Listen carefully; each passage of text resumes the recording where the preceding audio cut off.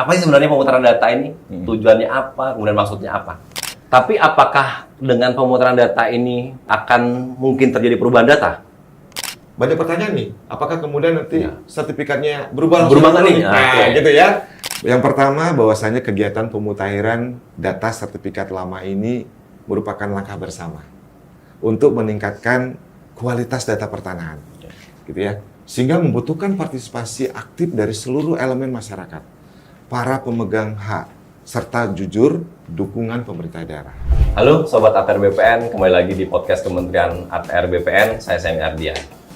Sebagaimana yang sudah kita ketahui bersama, Kementerian ATR BPN saat ini sedang gencar mengkampanyekan terkait dengan pemutaran data sertifikat, di mana memang tujuan dari pemutaran data ini adalah untuk memberikan kepastian hukum dan memastikan bahwa bidang tanah masyarakat ini benar-benar aman. Ya, tetapi masih banyak definisi yang berbeda-beda yang diterima oleh masyarakat terkait dengan kegiatan pemutaran data ini. Itulah sebabnya pada siang hari ini kami mengundang Direktur Tematik, ada Bli Agus Apriawan di sebelah saya. Beliau ini Direktur Tematik. Jadi memang beliau yang bertugas untuk mengawal terkait dengan pelaksanaan pemutaran data di Kementerian ATR BPN. Selamat siang, Bli. Siang.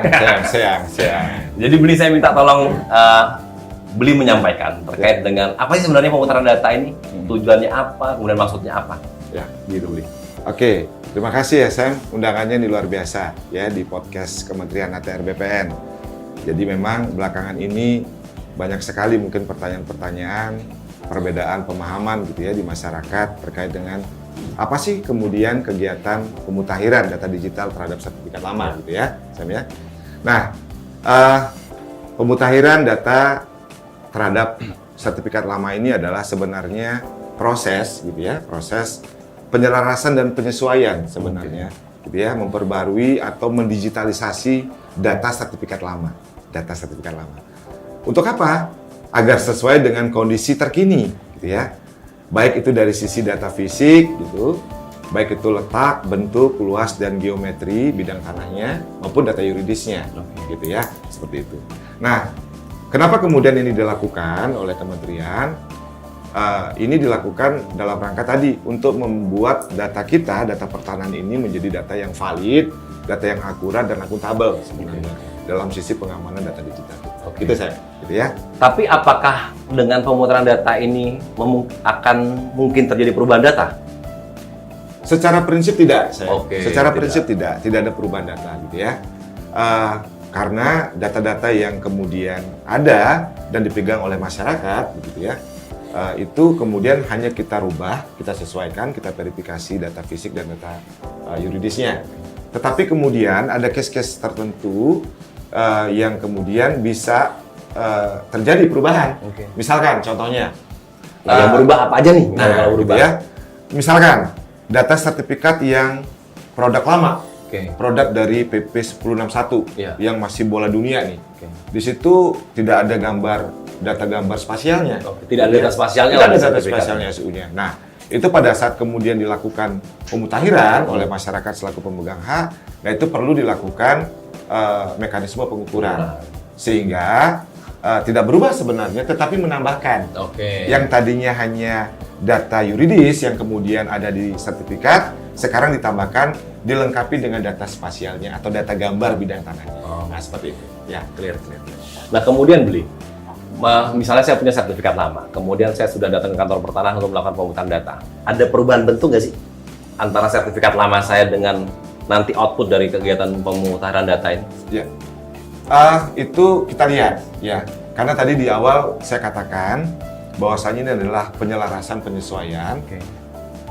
Mungkin akan terjadi seperti itu karena dulu sertifikat lama itu memang masih menggunakan metode gitu ya, metode pengukuran dan pemetaan yang belum menggunakan teknologi terkini gitu ya. Nah, sekarang dengan teknologi terkini begitu, dengan adanya penyiapan foto udara tegak sebagai base map kita, sebagai peta dasar, nah kita sesuaikan apakah kemudian bidang tanah yang dulu dilakukan pengukuran disesuaikan dengan base map-nya, peta dasarnya, kita sesuaikan saja bentuk dan sebagainya. Tetapi kemungkinan besar tidak akan merubah luasan, gitu ya. Begitu. Berarti memang ini untuk dalam kepentingan mengupdate data di Kementerian ATR BPN ya, Bu ya? Ya. Jadi saya izin sekedar informasi gitu ya kepada masyarakat bahwasanya Kementerian ATR ini gitu ya sudah menerbitkan 97 juta 97 bidang tanah. 97 bidang tanah yang sudah bersertifikat ya. Yang sudah dilakukan pemutahiran, baik itu yang dilakukan oleh masyarakat Berapa? atas inisiatif gitu ya, ataupun memang program-program kegiatan kita baru 7 juta. Dari 97 juta? Dari 97 juta. Sehingga kemudian yang menjadi pekerjaan besar bersama kita ini gitu ya, itu adalah menyelesaikan yang 90 juta tadi. Untuk apa? Untuk mensegerakan data-data bidang tanah yang kita miliki gitu ya, itu kemudian masuk dalam sistem data pertanahan digital kita. Tujuannya apa? Karena kita itu masuk dalam jaringan informasi geospasial nasional dari 42 kementerian lembaga. Yang menghasilkan data spasial? Ya, untuk apa? Untuk mendukung kebijakan satu peta dan kebijakan satu data. Nah, itu kenapa kemudian pemutahiran data digital untuk sertifikat lama ini sehingga masuk dalam database data digital kita ini sangat penting. Gitu Sam ya? Nah, tadi kan beliau sudah menyampaikan nih manfaatnya dan tujuannya sebenarnya kegiatan pemutahiran ini. Misalnya saya warga masyarakat, saya punya sertifikat lama. Apa sih yang harus saya siapkan untuk saya memutahirkan data di BPN itu apa? Apa aja yang kita siapkan? Jadi Bapak Ibu masyarakat gitu ya, Sam ya. Yang tadi yang saya sebutkan. Yang pertama adalah niat. Niat dulu ya. Kesadaran gitu ya. Nah, tinggal datang ke kantor pertanahan gitu ya, membawa sertifikat analognya yang lama yang warna hijau itu. Nah, nanti sampai di kantor pertanahan gitu ya, akan diarahkan menuju loket plotting. Ada loket plotting? Ada loket plotting. Di setiap kantor pertanahan ada loket plotting atau loket validasi. Namanya loket plotting atau loket validasi. Untuk mengajukan kegiatan pemutahiran data. Itu yang pertama. Kemudian yang kedua, masyarakat menyampaikan dokumen pendukung untuk dilakukan verifikasi tadi. Seperti yang saya sebutkan tadi.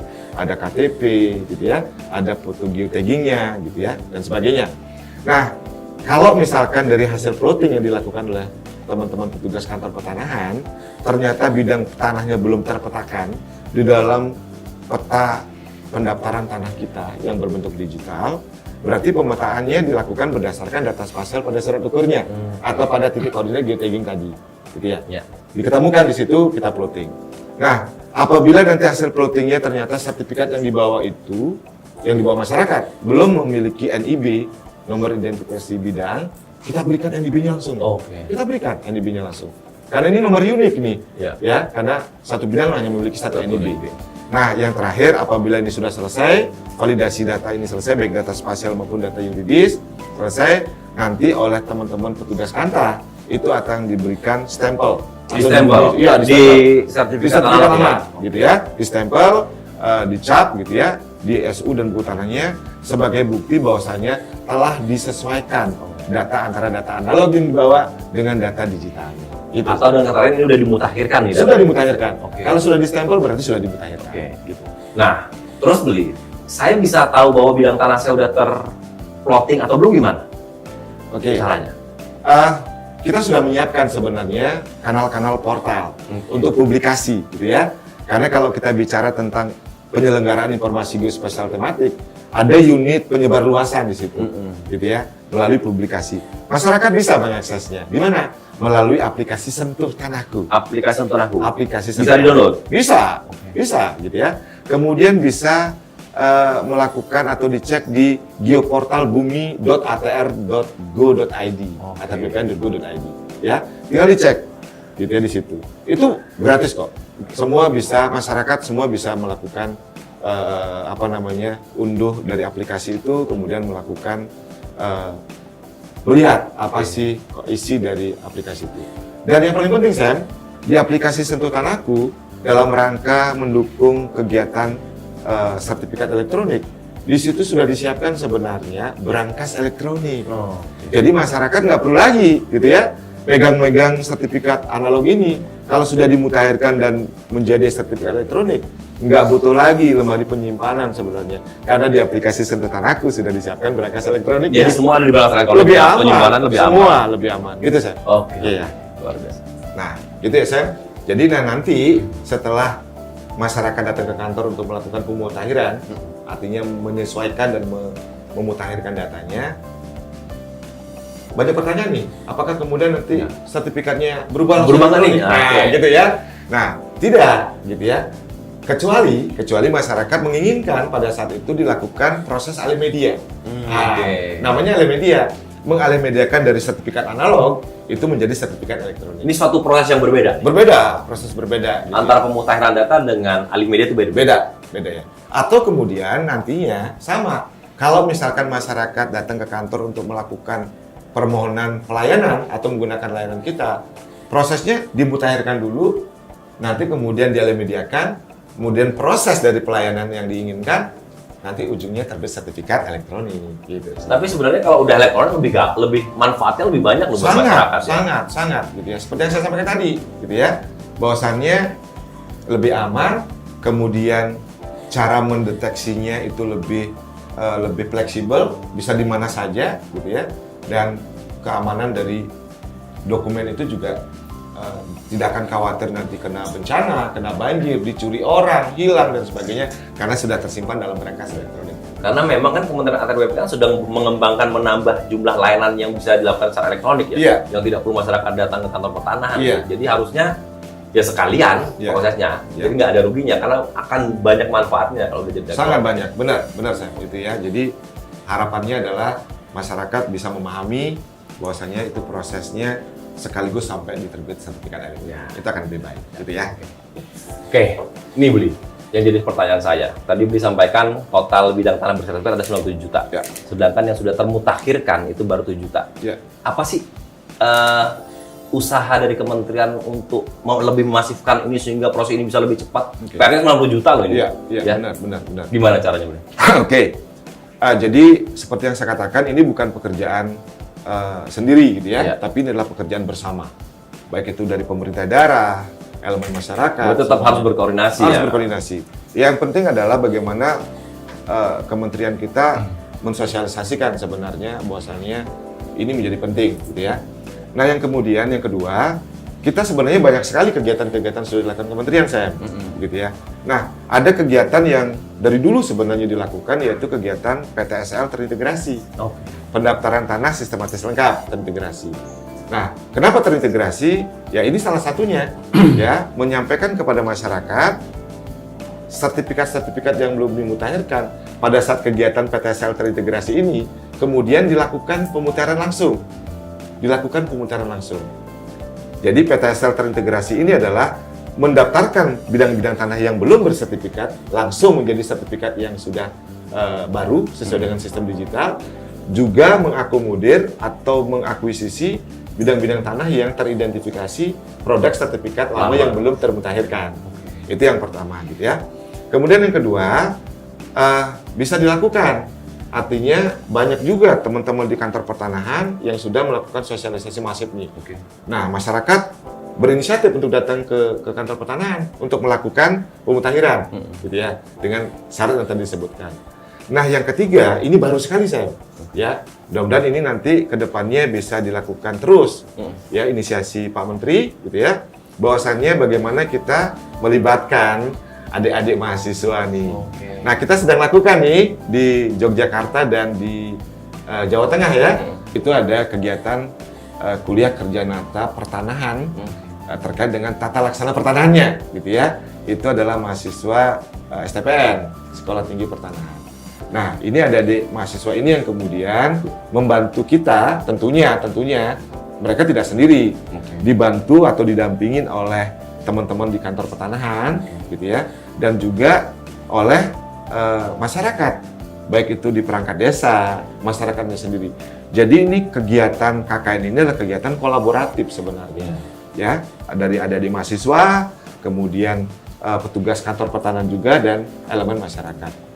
Tujuannya adalah bagaimana secara masif kegiatan pemutakhiran data digital khususnya di daerah istimewa Yogyakarta dan di Jawa Tengah ini bisa kita selesaikan secepatnya. Gitu, karena memang yang paling mengetahui kan ya perangkat desa atau masyarakat di sekitar bidang tanah tersebut ya. Benar. Memang tidak bisa berdiri sendiri nih. Tidak bisa. Teman-teman KKN. Iya, itulah pekerjaan kolaborasi ya, terintegrasi. Jadi semua bertanggung jawab gitu ya.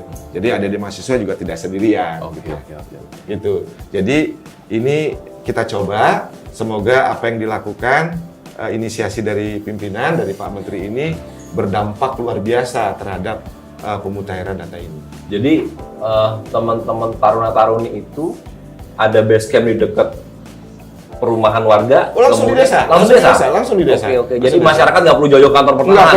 Nggak perlu. Jadi itu kita hadirkan adik-adik mahasiswa ini. Nanti mahasiswa ini akan masuk satu persatu ke door to door untuk melakukan pemutaran data. Ya, luar biasa gitu ya. Nah, sehingga sekarang yang dibutuhkan adalah bagaimana partisipasi masyarakat sebenarnya untuk lebih aktif mendatangi base camp di mana adik-adik mahasiswa ini ada, kemudian bersama-sama untuk mengidentifikasi, melakukan verifikasi, sampai kemudian menempatkan data sertifikat mereka di dalam database digital kita. Oke. Jadi harusnya masyarakat nggak perlu takut ya kedatangan, mau diapain tanah saya nggak perlu takut. Nggak perlu. Seperti yang saya bilang tadi, ya, bahwasannya kegiatan pemutahiran ini itu tidak merubah apapun, Iya, ya, oke. tidak merubah hak masyarakat, tidak, sama gitu ya, sama, tidak ada perubahan apapun, gitu ya. Tetapi malah lebih banyak manfaatnya yang diterima oleh masyarakat, gitu ya. Jadi datanya lebih aman, kemudian lebih efisien dalam proses mengecek dan sebagainya, gitu ya. Nah, dan menyiapkan bagaimana nantinya kita bisa masifkan atau kita bisa percepat proses layanan pertanahan yang berbasis digital atau elektronik. Oke, udah komplit banget rasanya yang disampaikan oleh Bli Agus selaku Direktur Tematik di Kementerian BPN. Mungkin closing statement, Bli, Ya, terkait dengan kegiatan pemutaran data ini yang perlu Bli sampaikan kepada sobat-sobat ATR BPN, para penonton podcast Kementerian ATR BPN-nya apa? Oke. Silakan. ya Sam. Jadi ini sobat-sobat Kementerian ATR BPN gitu ya. Yang pertama, bahwasanya kegiatan pemutahiran data sertifikat lama ini merupakan langkah bersama untuk meningkatkan kualitas data pertanahan, gitu ya. Sehingga membutuhkan partisipasi aktif dari seluruh elemen masyarakat, para pemegang hak, serta jujur dukungan pemerintah daerah. Kegiatan pemutahiran data ini, gitu ya, sebenarnya adalah bagaimana negara hadir, khususnya Kementerian ATR, hadir untuk memberikan jaminan kepastian dan perlindungan hukum. Terhadap apa? Terhadap hak atas tanah, sekaligus memperkuat sistem administrasi pertanahan yang akurat dan terpercaya. Nah, di samping itu, upaya ini juga menjadi salah satu bagian pencegahan tindak pidana kejahatan pertanahan. Gitu ya, seperti pemalsuan, tumpang tindih hak, dan sebagainya. Nah, keterlibatan masyarakat ini sangat dibutuhkan, bahwasanya pencegahan tidak bisa sendiri, tapi kita cegah bersama-sama. Nah, yang terakhir adalah kegiatan ini untuk mendukung implementasi kebijakan satu peta, satu data Indonesia dalam berbagai data tentunya. Nah, saya menghimbau, yuk kita bersama-sama ikut serta melakukan pemutaran ini guna meningkatkan kualitas data dan menjamin kepastian hukum untuk hari ini dan masa depan. Luar biasa, Bli. Gitu ya. Terima kasih, Ya, Bli sama-sama, Agus. Sam. Jadi Ya. para sobat ATR BPN, kita tadi udah sama-sama menyimak apa yang disampaikan oleh Pak Direktur Tematik, ini Bli Agus kalau saya manggilnya. Jadi memang nggak usah khawatir para sobat ATR BPN untuk melakukan pemutaran data. Karena apa? Karena negara melakukan ini untuk memberikan jaminan kepastian hukum dan perlindungan hukum kepada warga masyarakat, ya, untuk menghindarkan dari tindak pidana kejahatan pertanahan. Gitu. Nah, itu yang perlu kita pahami bersama, karena memang kegiatan ini tidak akan terlaksana dengan bagus dan sukses kalau tanpa adanya kolaborasi dan kesadaran dari masyarakat semua. Ya. Mungkin itu podcast kita hari ini. Next kita bisa angkat topik-topik lain yang mungkin menjadi kekhawatiran para sobat ATR BPN. Kita akan jelaskan secara detail, kita akan kupas tuntas. Saya akan tanyakan langsung penjelasan lengkapnya. Teman-teman sobat ATR bisa menyimak langsung di podcast Kementerian ATR BPN. Terima kasih. Wassalamualaikum warahmatullahi wabarakatuh.